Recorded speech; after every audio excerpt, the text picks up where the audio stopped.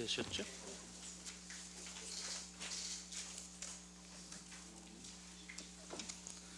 네, 지금부터 제156차 정책조정회의를 시작하겠습니다. 먼저 이인영 원내대표의 모두 발언이 있겠습니다. 우리 대통령님의 어머니 강한옥 여사께서 이제 발인을 앞두고 계십니다. 한평생 돌아갈 수 없었던 고향을 그리워하시면서도 그래도 행복했다는 유언을 남기셨다고 합니다. 미소가 온화하셨던 고인의 명복을 빕니다. 민주당은 고인의 삶을 기리며 대통령님의 어머니를 넘어서 우리 시대의 어머니로 기억하겠습니다. 오늘 164개 비쟁점 법안을 일괄 처리하는 본회의가 열립니다. 민생 입법이 너무 늦어져서 송구하다는 말씀을 국민 여러분께 올립니다. 고교 무상교육을 위한 초중등 교육법 개정안 등 우리 국민들께서 오래 기다려왔던 법안들이니만큼 본회의에서 순조롭게 통과될 수 있을 것이라고 기대합니다. 아직 민생과 경제 활력 제고를 위한 핵심 법안들이 많이 남아 있습니다. 소재 부품 장비 산업 특별법, 데이터 3법, 탄력 근로제 등과 관련한 근로기준법 등의 개정이 시급합니다. 자유한국당에 거듭 제안합니다. 앞으로 한 달 동안 민생과 경제 입법에 집중합시다. 오늘보다 더 많이 또 더 자주 본회의를 열어서 민생과 경제에 관련한 입법들을 챙길 수 있도록 함께 지혜를 모읍시다. 싸울 때 싸우더라도 할 일은 다 하는 국회의 모습을 보입시다. 호남 예산 삭감, 국회 세종의사당 예산 삭감 주장은 일방적 폭력이라고 규정합니다. 자유한국당이 5.18 광주민주화운동 진상규명 등 호남 예산을 삭감하겠다 이렇게 주장한다고 합니다. 미래성장사업인 광주 인공지능 산업 예산 삭감까지 거론하고 있다고 합니다. 예산을 무기로 지역 감정을 자극하는 이런 시도는 용납할 수 없습니다. 국회 세종의사당 예산 삭감 주장 역시 매우 정략적입니다. 정부 부처 75%가 세종시로 이전했고 수많은 공직자들이 길에서 시간을 보내고 있습니다. 언제까지 낡은 수도 이전 반대 주장에만 자유한국당은 매달릴 것인지 묻지 않을 수 없습니다. 입법 미비를 예산 삭감의 구실로 삼는 것도 이율 배반적입니다. 5.18 진상규명위원회 구성을 가로막고 있는 것도 세종시의 의사당 설치를 위한 국회법 개정을 가로막고 있는 것도 모두 자유한국당 아니었습니까? 정책과 예산은 정략이 아니라 우리 국민의 입장에서 철저히 생각하고 또 기반해야 합니다. 표가 안 되는 지역 예산은 삭감하고 표가 되는 지역 예산만 챙기겠다는 것은 유표, 유전, 무표, 무전, 지역 갈라치기, 권력 남용이고 오만입니다.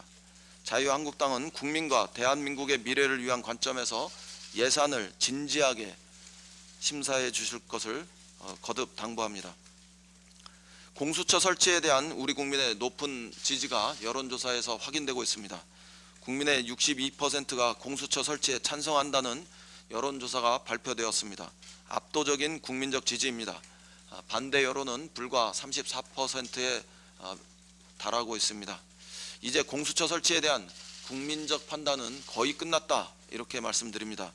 일부에서는 검경 수사권 조정만 해도 검찰 개혁이 된다 이렇게 말하지만 전혀 그렇지 않습니다. 사법특권 해체를 위해 공수처는 선택이 아니라 필수사항이라는 점을 거듭 말씀드립니다. 우리 국민은 전관비리 홍만표 검사, 주식대박 진경준 검사, 국정농단 우병우를 절대 잊지 않았습니다. 벤츠검사, 그랜저 검사의 기억도 생생합니다. 이번 기회에 검찰의 제19 감싸기와 전관 예우를 통한 사법 거래 등 사법 특권의 고리를 반드시 끊어내야 합니다. 그 핵심에 검찰 특권의 고리를 끊어내는 자리가 있고 그 핵심이 공수처의 신설이다 이런 점을 거듭 말씀드립니다. 수사 기소 분리가 검찰 개혁의 요체이기 때문에 공수처에 기소권을 부여할 수 없다 이런 주장도 관역을 빗나간 주장으로 보입니다. 검찰의 기소 독점 구조에서는 검찰 특권을 결코 해체할 수 없습니다. 모든 국민이 법 앞에 평등한 새로운 나라를, 새로운 대한민국을 만들기 위해서 검찰 특권, 사법 특권 해체가 절실합니다. 검찰 특권, 사법 특권을 해체할 수 있는 조직은 공수처라는 점을 거듭 밝힙니다. 자유한국당이 적폐 영입 카드를 걷어들인 것은 그나마 다행스러운 일입니다. 어제 저녁 자유한국당이 박찬주 전 육군대장 영입을 걷어들였다고 합니다. 황교안 대표가 삼고 철회했다는 영입이로 박찬주 대장은 공관병을, 차마 입에 담기 어려운 표현입니다만, 모모처럼 부렸다는 논란 때문에 국민의 지탄을 받고 전역한 인사입니다. 지금도 부정청탁금지법 위반 혐의 등으로 재판을 받고 있습니다. 소중한 국방의 의무를 다하기 위해 생때 같은 자식을 군대 보낸 부모들에게 씻을 수 없는 상처를 남긴 대표적 적폐 영입의 사례가 될 뻔했다고 생각합니다. 뒤늦게라도 적폐 영입을 포기한 것은 당연한 일입니다. 국민이 원하는 신선한 인물로 함께 치열하게 인물 경쟁을 할 것을 제안합니다. 국민들은 우리 사회 각 분야에서 존경받는 분들이 정치 전면에 나서 주실 것을 요청하고 있습니다. 그런 면에서 여당도 야당도 국민의 기대에 부응하는 분들을 모셔와서 국민을 위해서 일할 수 있도록 안내할 책임이 있습니다. 민주당도 국민의 기대에 맞는 인물을 모시기 위한 선의의 경쟁에 최선을 다하겠습니다. 여야가 함께 당당한 인물 경쟁을 할 것을 제안합니다. 이상입니다. 네. 다음은 조정식 정책위 의장의 발언이 있겠습니다. 국회가 오늘 본회의를 열고 164건의 법안을 처리할 예정입니다. 지난 8월 2일 이후 꼭 90일 만입니다. 오늘 처리될 법안들 가운데에는 당정이 중점 법안으로 추진해왔던 고교 무상교육 관련법과 유아교육 지원 특별회계법, 그리고 대학 입학금의 단계적 폐지를 위한 고등교육법 개정안, 미세먼지 관리 감독 강화를 위한 대기환경 보전법, 퇴직 공제급 지급 대상을 확대하는 내용의 건설 근로자 고용 개선법 등 중요한 민생 법안들이 다수 포함되어 있습니다. 만시지탄이지만 오늘 법안 통과를 계기로 민생 경제의 활력과 국민의 삶이 더 나아지는 전기가 될 것이라 기대합니다. 그러나 우리 앞에는 아직 무수히 많은 민생개혁 과제들이 산재해 있습니다. 현재 국회에는 16,000여 건에 가까운 법안들이 계류 중입니다. 그 중에는 소재 부품 장비 특별법과 대중소기업 상생법, 벤처투자 촉진법, 소상공인 기본법과 청년 기본법 등 당장 통과가 시급한 법안들이 다수입니다. 무엇보다 탄력 근로자 단위시간 연장을 위한 근로기준법의 경우 더 이상 처리를 미룰 여유가 없습니다. 때문에 11월에도 법안 처리를 위한 추가적인 본회의가 반드시 개최돼야 합니다. 자유한국당은 민생국회 실현을 위해 의사일정 협의에 성실하게 임해줄 것을 강력하게 촉구합니다. 패스트트랙 관련 수사가 검찰로 송치된 지 50일이 지났습니다.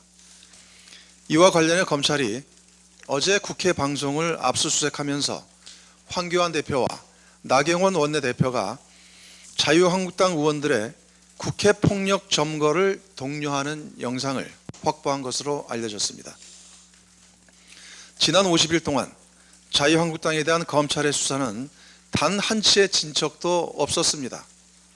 자유한국당이 검찰의 소환 통보를 일방적으로 무시하며 노골적인 수사 방해 행위를 자행했고 검찰도 이를 수수방관했기 때문입니다. 더 이상 이 같은 불법적 상황을 용납해서는 안 됩니다. 일체의 정치적 고려 없이 법과 원칙 그리고 확보된 증거에 따라 엄정한 수사를 진행해 줄 것을 검찰에 강력히 촉구합니다. 자유한국당 역시 검찰 수사에 성실하게 임해야 합니다. 국정감사가 이미 지난주 마무리된 상태에서 더는 검찰 수사를 거부할 명분이 없음을 자유한국당 스스로가 더 잘할 것입니다. 특히 국회 폭력 점거 사태에 교사 의혹을 받고 있는 나경원 원내대표의 책임 있는 자세가 필요합니다. 차일피일 소환을 회피하며 시간을 끌지 말고 언제 어떻게 검찰에 출석할 것인지 확실하게 밝혀야 합니다. 만인은 법 앞에 평등해야 합니다. 어느 누구도 이 같은 사법적 대명제에서 자유로울 수 없음을 자유한국당은 명심하여야 합니다. 더불어민주당은 어제 데이터 산업 경쟁력 강화 방안을 모색하기 위해 현장 최고위원회를 갖고 관련 업계의 다양한 의견을 청취했습니다.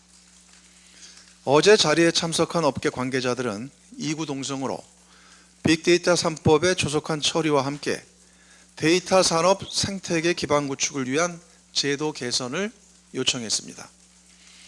더불어민주당은 이 같은 현장의 목소리를 적극 정책에 반영할 것이며 이번 정기국회 내에 빅데이터 3법을 반드시 처리할 것입니다.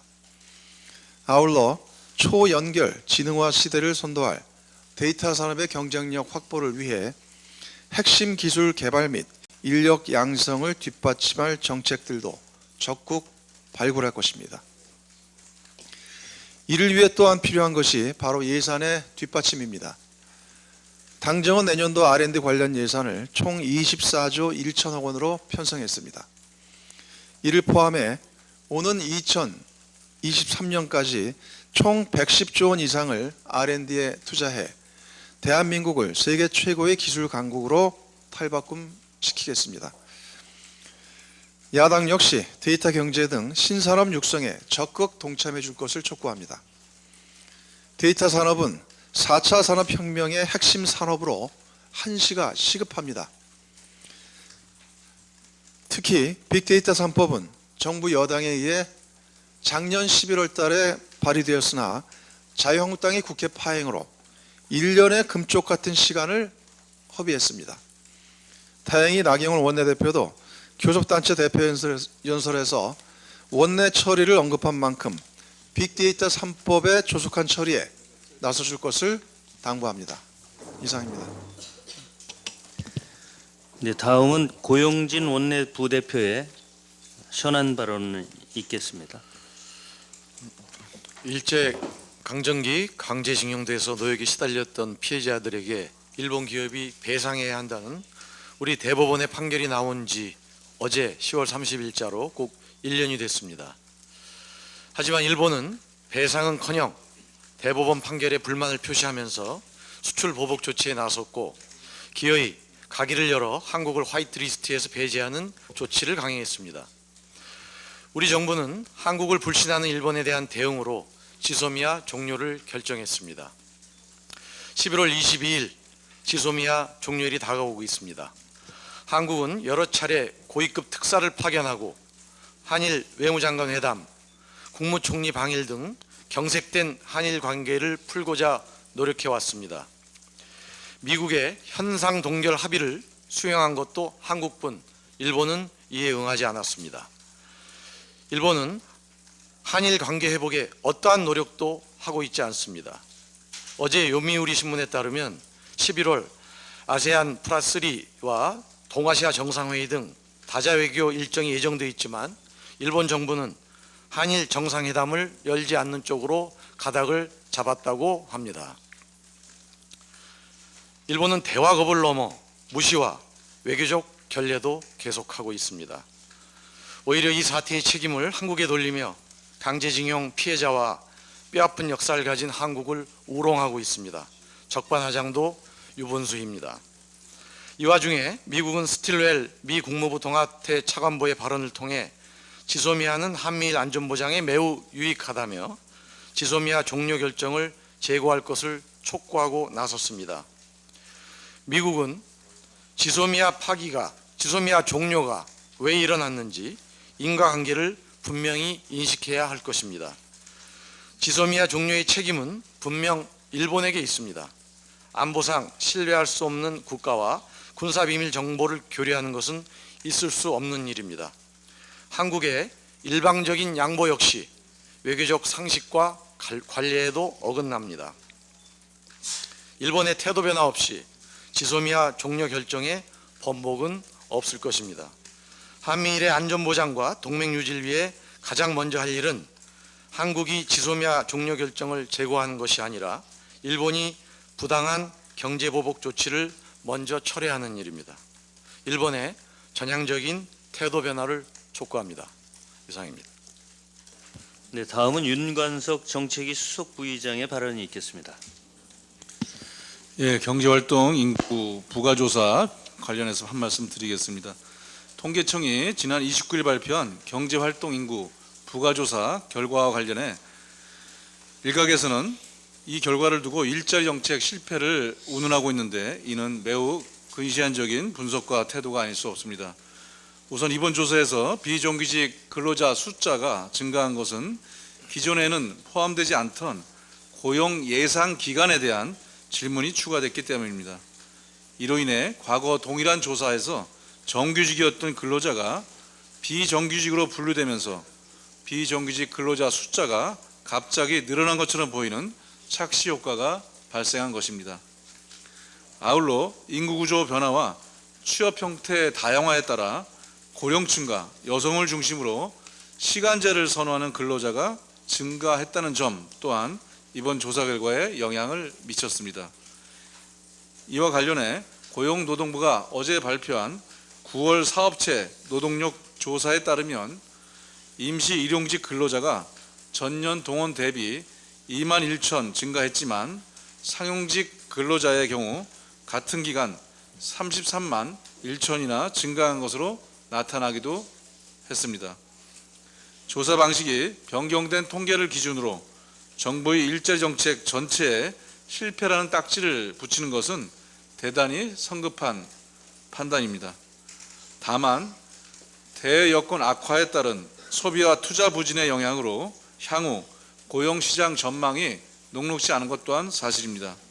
당정은 공공부문의 정규직 전환 정책을 차질 없이 집행함과 동시에 민간 부문의 고용의 질 개선을 위한 정책적 노력도 적극 병행하겠습니다.